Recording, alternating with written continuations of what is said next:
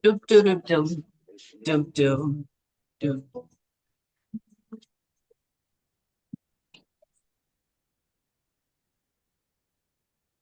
Love music, love life. You're welcome to Soul Food right here on Smooth 98.1, and it's the time for us to talk about your health and wellness. You're welcome to join us on WhatsApp as well as on YouTube.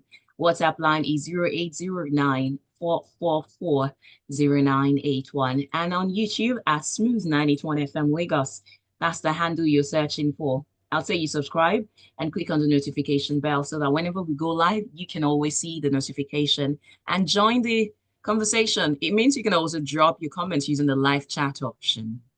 We're talking about street foods this morning. We love them. They taste nice, but there is a certain toxicity that they can come with, especially in this age and time where profit seems to be the order of the day and humanity seems to have gone out through the windows because some weeks back, I think it's up to a month now, we heard the news. It's not the first time we'll be seeing such, but again, it came with a strong wave this time about some people who say that they add detergents and some chemicals to the processing of cassava in order to make fufu.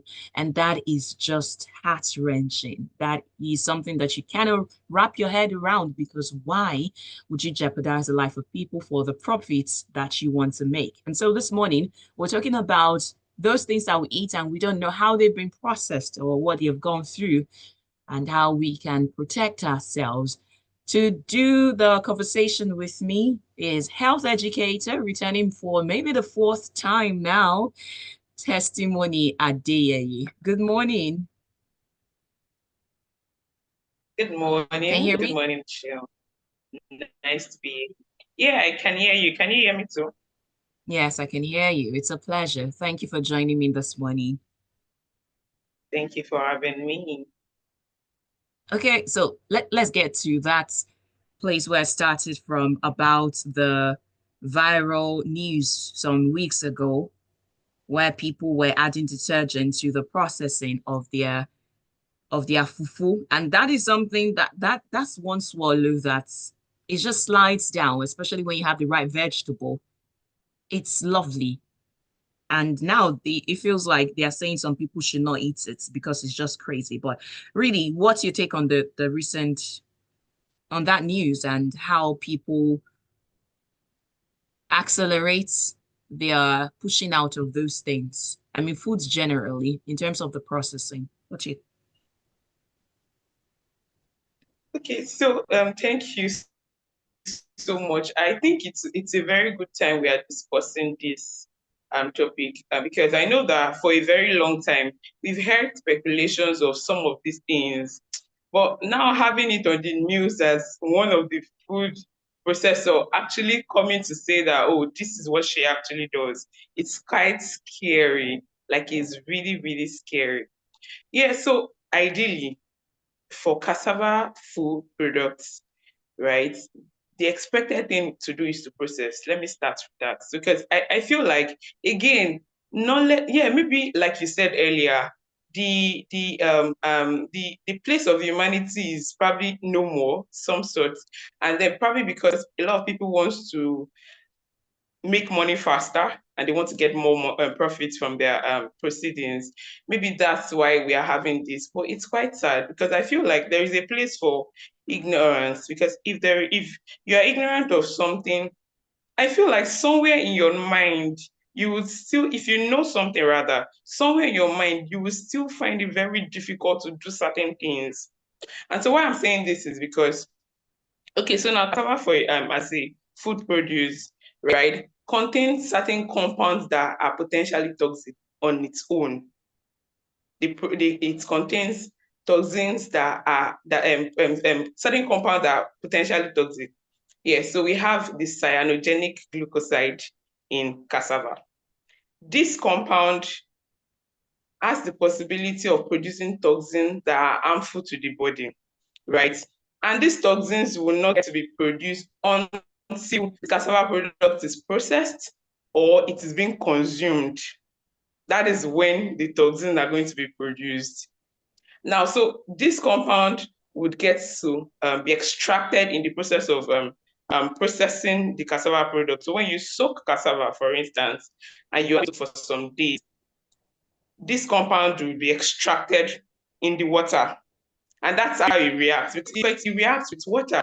So it's produced, the toxin we are talking about. Okay, so the compound is, like I said, cyanogenic glucoside, right? So when it reacts with water, it produces hydrogen cyanide. This hydrogen cyanide is what is the problem. So it's either it reacts in water that is being soaked for processing, or it reacts in your stomach where it's supposed to be digested, because of course it would react with water in the stomach. So wherever it gets to react is where it's produced the toxin. So if you produce the toxin during the processing when it is soaked in water, you can get rid of those compounds to a very large extent. And then you know that when it's been taken into the body now, the toxins are no more there, or they are very minimal, like it will not affect the body anymore. So that place of processing is very important. And that is what some people are trying to run away from by either processing it for a shorter period. So because on an average, according to Food and Agriculture Organization, right, we are supposed to process cassava for between 4 to 6 days if you're going to be making fufu, lafun, and the likes of them. So you should soak in water for about 4 to 6 days. All those period that brings about the fermentation is what gets rid of that compound that we are talking about. So after all of that, then you process and then it's safe for eating. But because people want to do it faster and get profit faster, they process for 2 days. It is no way, the people that said between 4 to 6 days, they have done a lot of research. They've done a lot of studies on these things, and they know that, oh, on an average, 4 to 6 days, and you're trying to fast track it, do 2 days. That means certainly you cannot get rid of this compound to a large extent. It will still be much in it, and it will still affect the human body. That one is alone. Talk more of having to use other things. Okay, so the perception I feel like most of them have is they want to get it softer quickly so that they can do the fufu processing and all of that. Forget not knowing that there is something that they should get rid of, right? So that's the game here. Something to get rid of, but you want to get it softer. So they just feel like the process of soaking it is just to make it soft, whereas that is not it. That is just one of the reasons for soaking it. The major reason is having to get rid of this compound. And of course, get it soft so that you can do the different products you want to produce out of it. So that alone. Now you are adding chemicals, whether detergents, whether bar soap, bleach, whatever. Yeah, it was IPO I first heard, I think 2 years ago or thereabouts. And then it was like, anyway, I'm not a fufu fan, but it was really, really, I was really packed up, like I would use IPO for fufu. Now, detergents, hypo, bleaches, whatever it is, they contain poisons, chemicals that will definitely affect your body. There are a lot of harms associated. You are literally taking in poison. So cassava itself has a potential poison that we need to get rid of. And now you are adding another poison intentionally. Maybe ignorantly. Now, people even think ignorantly. Can you take detergent to swallow in the first place? You can't drink detergent. So why would you use it to process a food that people will still eat? Or like clothes, you wash your clothes with detergent and you take water, you rinse it off, the detergent is out of the cloth already. The fragrance in detergent alone, it's a lot of mixture of chemicals to get the desired fragrance that many soap industry use. And that alone, that's why it's important to sun dry your clothes so that at least you can get rid of the impact of some of those detergents. Now we are trying to reduce our exposure to harm, and then we are putting those same potentially harmful substances in the food we would consume. I cannot understand that. But I just feel like it's what's coming to place. The idea of us wanting to Sense at all. The network is messing with us. Can you hear me? The network is showing itself. I can hear you well. Can you hear me? Yes, I can hear you well now. So now Okay. the question is there any tip for any one of us who loves our fufu on how to spot a detergent infused fufu, or just stay away from it or make yours at home? Because I don't know. It's not possible to spot a fufu that the challenge was used to. There's no way you can know. Okay, some people at some point feel like some people said that fufu is really very white. So some people attributed it to the use of bleaches. But really, you cannot say fufu will come out very white. I remember growing up, we do fufu in my house because somehow, okay, so I have an uncle of blessed memory. We had compound, we have in our compound. So he planted cassava. It, in fact, was he'd like to explore agricultural produce and all of that. So he planted cassava, he planted a lot. So when we started coming out and they started we started harvesting them, my mom was like, okay, let's do some fufu and all of that. So that was how I knew the fufu process and all that. So you would soak this thing, it's white. Fufu will come out white. It's only some of them that, different kinds, right? Some of them might not be so whitish. That's where you have that looks like color of white or whatever. But fufu would come out white. Say, this fufu is whiter than normal. It's possible that it's bleaching. There's no way you can know. There's literally no way. So the best bet is now to be extremely careful, except you know somebody. That's why I tell you, there's so it has nothing to that. You know, first process of making this fufu, then I can buy it. Personally, I don't buy it. And I don't like it like I've seen it in a very long time. But if you must eat fufu for fufu lover, you can make your fufu yourself. They sell cassava roots, raw cassava roots in the market. Get it yourself. So if you can wait for the do the processing of something, of course, do it. Go Wow, it's really bad now.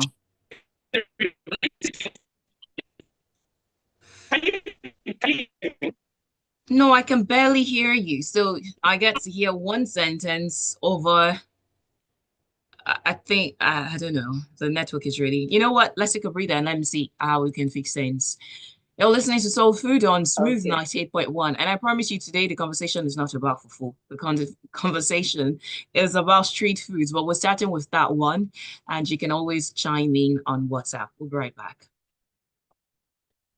This is Rodas, and you're listening to Smooth 98.1. It's really, really bad. I don't know if it's from my end. It's worrisome. Let me try change network now. You want to change network? Or One problem, a critical question you have failed to ask yourself. Why do bad things can you hear me? Because I can hear you as well. It is beautifully imperfect human and good, but life happens to everyone. To understand survive the slippery slopes of life, tune in. So it's lagging so much. On It's lagging.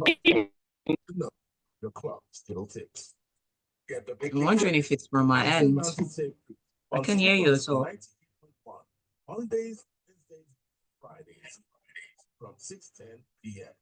She's Adeyeye and she's Iriti. And when we're together, we listen to Smooth 98.1. Are you there? On my screen, you're frozen.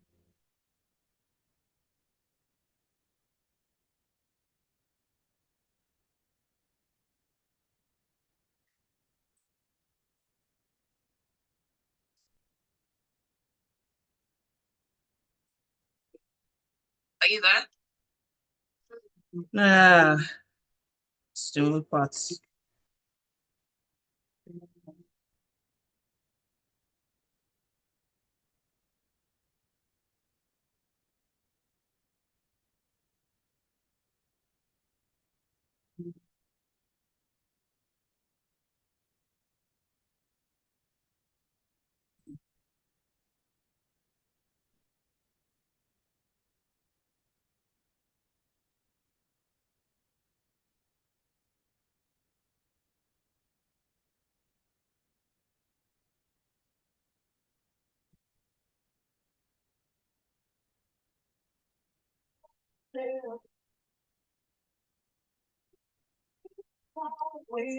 Are you back? Can you hear me?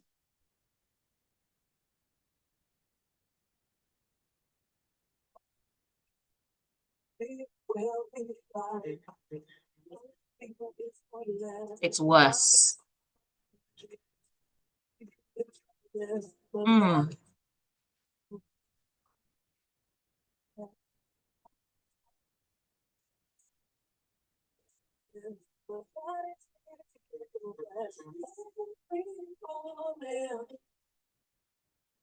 I'll wake up with one line.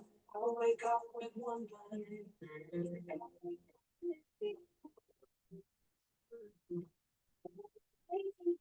We will be fine. And I'll If you can hear me, you can say something, but I'm thinking maybe you try, I don't know if there is another network. Can you say something? Maybe you could switch network or you could, I don't know, I'm out of options at this point.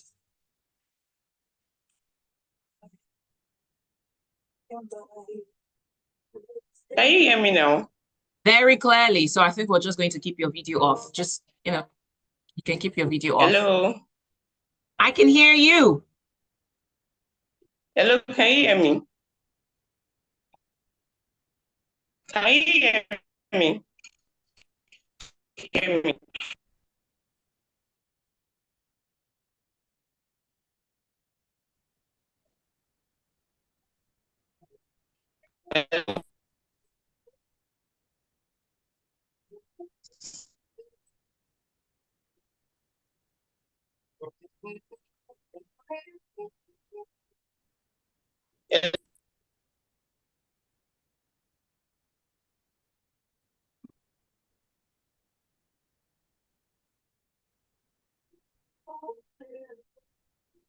So if you can hear me, I can hear you. But the video needs to stay off. I think it somehow helps the bandwidth or whatever they say.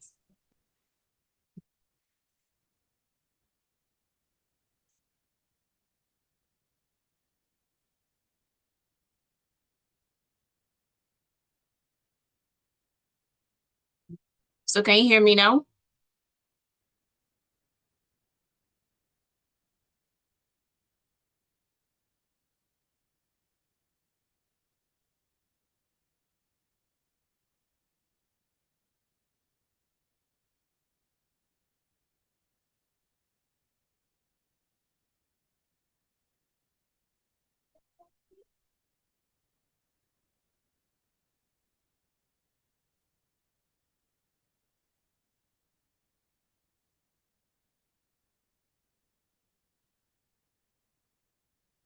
Love music, love life. It's 22 minutes past 8 o'clock and we are experiencing network issues. It was a conversation that started well and enlightening as well. Fortunately, it looks like we're experiencing our network issues. And testimony, can you hear me? Nah, she can't. Anyways, I think I have a message from Chimeze who says, this news on fufu fermentation with detergent is alarming but not surprising. I have seen and heard worse. Most Nigerian food vendors are culpable when it comes to general health issues in Nigeria. They are after gain, massive gain. They don't give a hoot on its impact on the human health. That's heartless, next to being a pathetic sadist. I also think this is prevalent in Lagos. It's hardly seen in other parts of the country. That's not true. Due to high demand, they cut corners to meet up with the supply. No, no, Tootsie, this bachelor. Oh, not today. This bachelor life pay me pass. I can't sit in the kitchen to pound fufu. If my woman was there, then she can encourage me as Odogu to pound for her love. Ah. Wilson says, how can you add detergent to cassava? That's terrible. Yeah, that's what people do. And it's heartbreaking. It just sees or shows you the end, the abyss that humanity has descended into. But I'm still trying to get testimony up so that we can continue talking about street food. So testimony, if you can hear me, please let me know. Nah, she can't. We'll keep saying how we can fix the issue, but I'm sure because we need to talk about this, right? The bachelors, like Chimezie need to eat. And it means that they need to buy food outside. But how do you know the quality of the foods that you're eating? And how do you make sure that you're not eating poison? So, yeah. So, can you hear me, testimony? Hmm. Let's go behind the scenes again. I mean, technology can be so great, but on days like this, it just makes you. Can you hear me?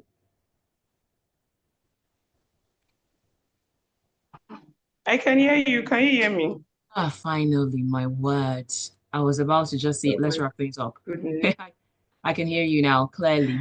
I'm so sorry. I think the network has been. I was hearing you at some point. I read the comments you gave about somebody's comment on WhatsApp. So Yeah. So I right, guess we'll right. just keep your video off and then the voice is what matters. So we continue. Okay. So you were trying to tell us Yeah, about yeah. if we choose to make our own fufu, we go to the markets. What do we do? I mean, in terms of the fermentation, how do we go about it? Do we need to watch a YouTube video to make our own fufu? And do we just stay away from the fufus outside, or do we get a trusted supplier? And what happens if that trusted supplier relocates? I mean, so many questions on my mind. Tell us. Yeah, so again, that's the thing. So if we have many people that are producing and they are producing our rights, it would have been better for us. But the fact that we cannot vouch for the process of production of many people, that's the problem. So if we have only one person that is producing and is producing well, if the person happens to stop or probably relocate or something, it means that we would be stranded. So I Mm, think we the world has evolved and even food making has evolved, right? They have different food options. If you feel like eating fufu, you can make yourself. I feel like there are so many other swallow options that don't necessarily have to be fufu. And if we have to make the fufu, get to the market, like I said, buy the cassava roots, and you can boil. If you're able to boil, I think that was what I was saying before the network took me out, right? If you're able to boil and you boil for about 15 minutes, you can be sure to get rid of about 90% of the cyanogenic glucose that we're talking about in the first place. So all of what would have happened in the fermentation process of leaving it for between 4 to 6 days, you would get it out in that 15 minutes of boiling or really? thereabouts. So you can just boil and then of course then turn it, process it. Or if you get it at home, you can decide to soak it if that's what you feel more comfortable with. Soak it yourself between 4 days. It's soft. I can tell you for a fact, sometimes it doesn't get to about 6 days. Most of what we did then was about 4 or 5 days at most. And you getting it out and you're doing what you want to do with it. So I strongly advise that one should be extra careful. If you must buy food outside or any food at that, be sure that it's a reliable source, like somebody you can vouch for. I mean, maybe the process you can vouch for, because really a lot of things are pertaining to food is going on outside, even for big restaurants that carry names and then they have buildings. When you eat some food, I ate the food one time now. And then for the whole of that weekend, I was having issues, and I definitely knew that it was salmonellosis because it was turkey. I knew it was from the turkey I ate. So it's quite crazy. And I was asking myself, for a big restaurant like this and having to spend that amount, I spent close to 10,000 on just what I ate. And I am having this problem for like it's like I bought problem with my money.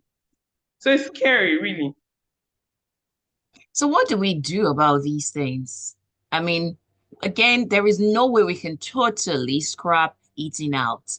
How do we eat out? I was about to say in a way that pleases the Lord. How do we eat in a way that does not affect our health? Okay, so yeah, we cannot totally, I totally agree with that we cannot totally scrap eating out. If we must eat out, right? Maybe for some restaurants that they have microwaves and they can eat up the food, right? If you're eating out, now we're talking about food in general now, not necessarily food, right? If they can eat up the food, right? At least you can be relatively sure that a food that is hot you can get rid of so many things that could possibly have been on the food as a result. Yeah, again, they produce food in bulk and then they Mm. keep. You don't know the process of keeping the food, how they store the food, the containers they stored the food in. So we could just assume that after all, the food has gone through it during the cooking process.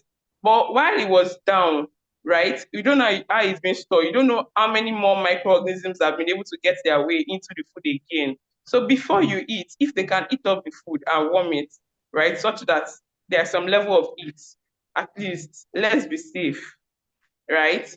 And I honestly would not know what to say about just anyhow canteen outside. I mean, canteen. It's even gotten that bad that any small corner that anybody finds space, they will just put a table and then the next thing you are seeing is rice and beans and spaghetti. Like it's crazy. And those things are really, really scary. Now, the worst part that I was still talking to a colleague of mine, I think 2 or 3 days ago. The worst part is the food that they up on the head now. Some people up food on the head.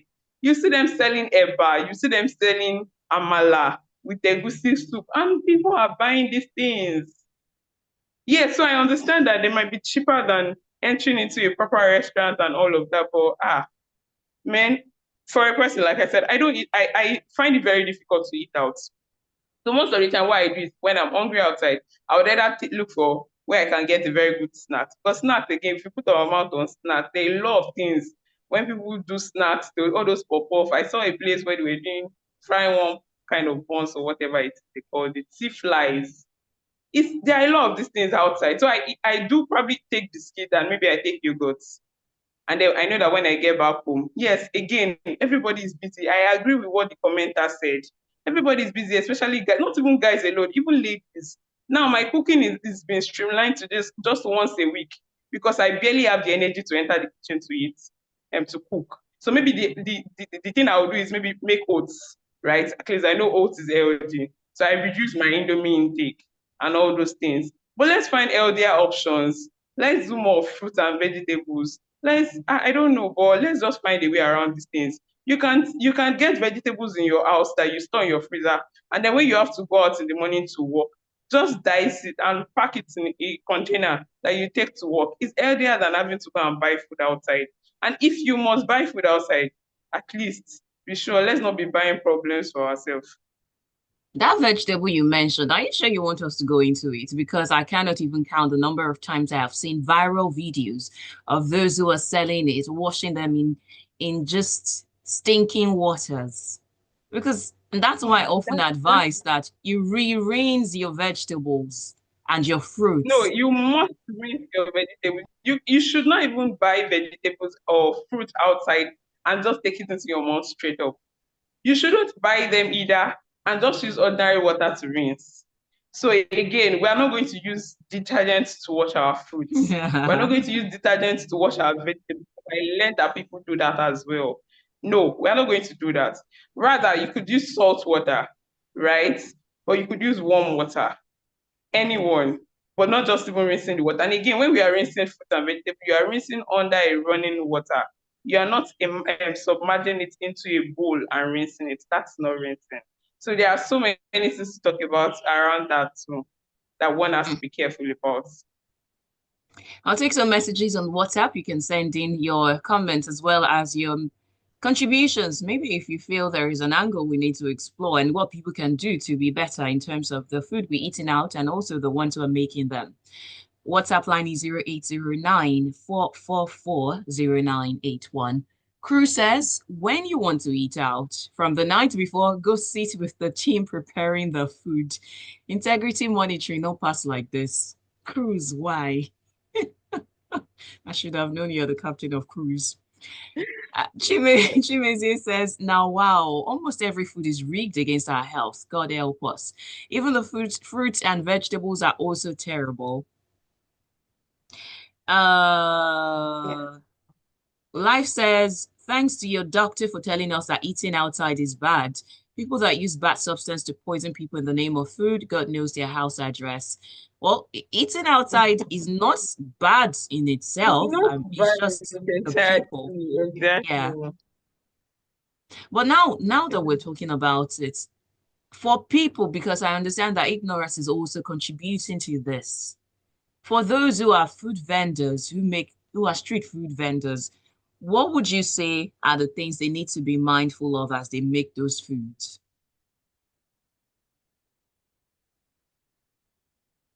Are you there? Okay, yes. So for food vendors, yes, I'm with you. Can you hear me?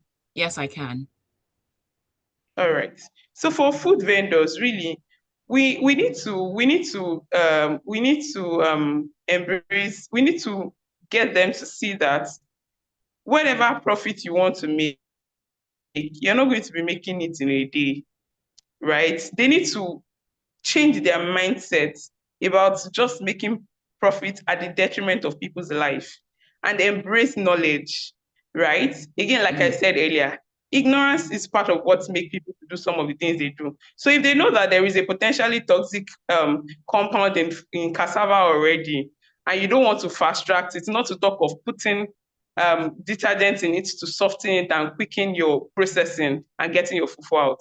So if they are knowledgeable about certain things, they are probably able to make better decisions as regards their food processing and handling of food and all of that. That aside, knowledge of the fact that food that goes into the body, right? Food goes into the body, and what goes into the body has a lot to do with the body, right? And then they understand that there are so many foodborne diseases that they are not aware of. So embracing knowledge, very important.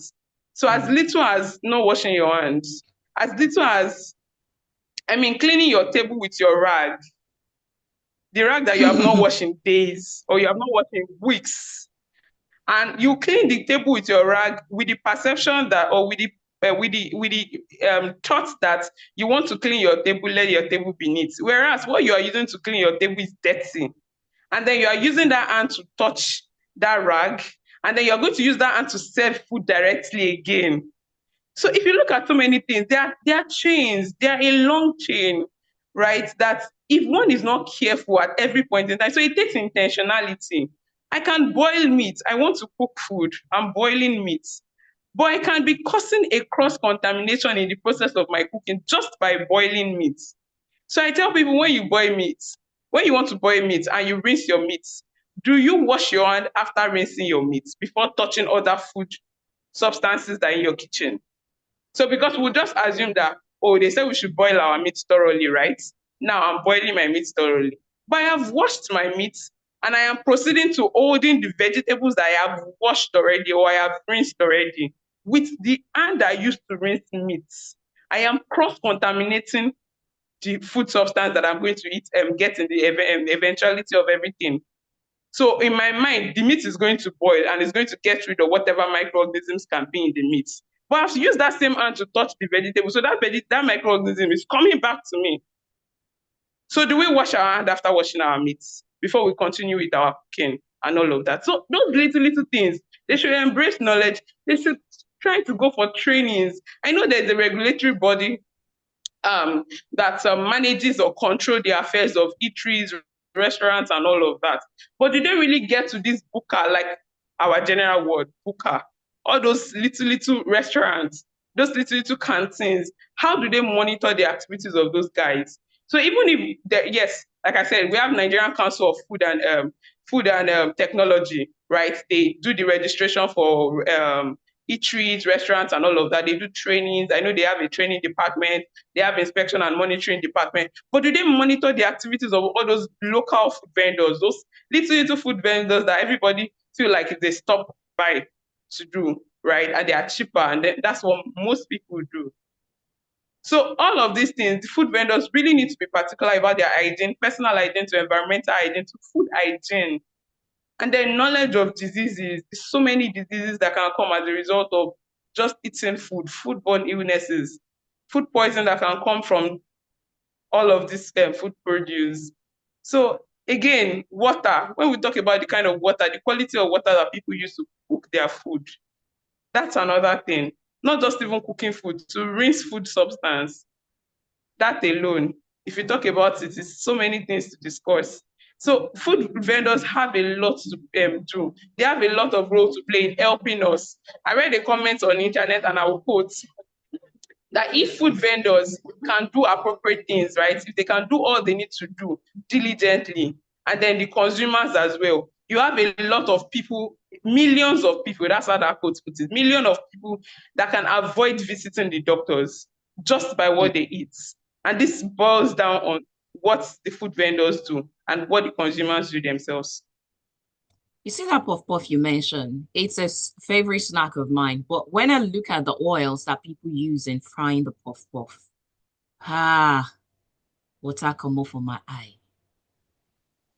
Because I remember how Sorry, can you hear me? Yes, I can hear you. Okay. I remember I can how hear there you was now. once, yes, I can hear you well. Can you hear me? Yes, I can hear you now. Yeah, so I was making reference to how people use oil for weeks. And there was also a time that the news went viral that there were some people adding transformer oil to the frying oil that they use for akara as well as puff puff because it makes it last longer. And it's just, I don't know, it's sad. And sometimes when I think about these things, I think, is this part of the reason why our life expectancy in Nigeria is 51? I know we have too many things that are trying to kill us at the same time, but it's just sad. And we're done now. We're out of time. So, what will be your final words? What are you leaving with us as consumers, as individuals, and as maybe food vendors, those who can make decisions that impact on the health of others? Quickly. Okay, yeah, so it's a lot, like we said, but on a final note, I think that the government still have a lot to play. Really, like we said, we cannot run away from patronizing food vendors because of so many situations surrounding us. People would still have to eat outside. So there is a lot that the government still have to do. It's not only NAFDAC that is the food regulatory body that we have. We have other food regulatory body that people are not aware of, right? So all of these food regulatory bodies, can they work together? Can they synergize to see that we get better on these aspects that we're talking about? So I know that even at the local government and the state level, this government level, they have departments or directorates that regulate food because those guys have to get license from them, right? Even the local government are closer, right? The local government are closer to those smaller food restaurants, canteen and all of that, that maybe do not even have license. Do you understand? But they can check their activities. So we need people that will check their activities of people. Again, because people have been doing these things for so long because they know that, of course, people do not know about it and all of that. And then they indulge in all of these vices. But as things are unfolding like this, I think it's high time we do a lot of check and balances, right? A lot of monitoring, inspections of what goes into it. But the life expectancy of Nigeria is short on the norms, like for so many reasons. But food is a large factor, is a large contributing factor. Food and many things that goes into the body. There are large contributing factors to it. So health agencies, health institutions, they have a lot to do. They have a lot of role to play. Advocacies, awareness creation, public health education. There is a lot to do. Even myself, right, as a health educator, there is a lot to do. When you look at some of these things, they are compounding issues that you find out that, oh, for you to even get to the root of the problem, you need to be ready to go the extra mile. Last year when we had the cholera outbreak, I know what some of us had to do. I had times I had to speak with these outside guys that are making that are selling fruits individually. But how many of them will I speak to? How many of them can I speak to? Do you understand? It's not even as if they have maybe a body like maybe some other workforce that would have association or they will have union and all of that. Do these guys have union? Do they have association? Do they have a body that oversees what they do? Right. So how many of those Hausa guys can we speak to? Do we even understand their language to be able to communicate well with them? Some of them don't even understand pidgin, let alone English. So how much of them can I communicate with? How many of them can I communicate with? The local food vendors themselves, do they have associations? Do they have unions? So I think we need to start looking inward. we can do a survey. Personally, I began to think maybe we walk around some food vendors and ask them, okay, do you guys have meetings? Do you have what do you do? Like, how do you have a body that you people? Because I know as much as tailoring, even up to charcoal sellers, they have associations. So these guys should have a body that agencies, health agencies, governments can get closer to checkmate their activity. So, party notes for individuals, please let's be careful. Let's not buy problems to ourselves. Like, let's be extra careful as much as we can. God help us. Amen. Thank you very much for your time and enlightenment. Thank you for sticking with us, even though the network wanted to send you away.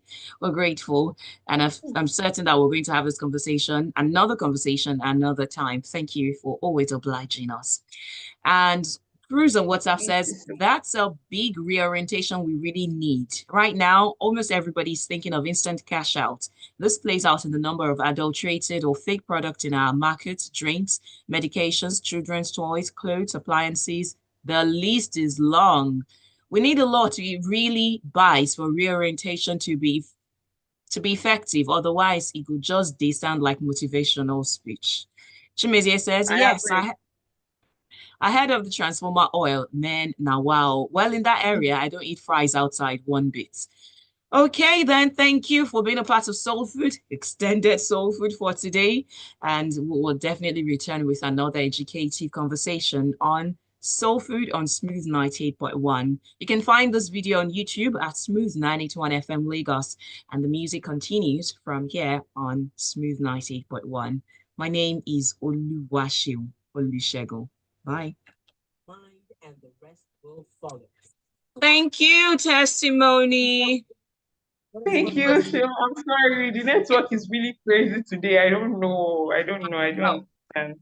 I know it's bad. It's been bad for a bit, but we'll take what we can get. At least we're still able to discuss some things. Yeah. Thank you Mhm. so much for having me. Thank you. Always. Thank you so much for having me. So maybe what I'll do, I'm trying to see how I can get more engaging on social media this time because there's a lot to do, honestly. Sometimes I'm scared. I'm scared of the situation of things. Really. I was passing by somewhere and I saw what they are doing. These Ghana buns, this yellow Ghana buns that people used to Oh eat. yeah. I told my colleague we were on an inspection and then we passed through a narrow path.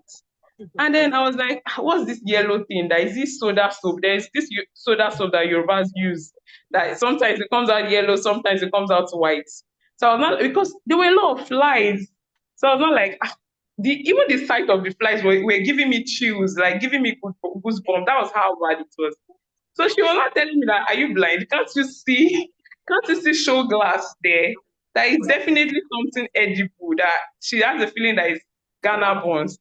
And I was like, it's a lie, it's not possible. When we were coming back, I had to interrupt the woman producing.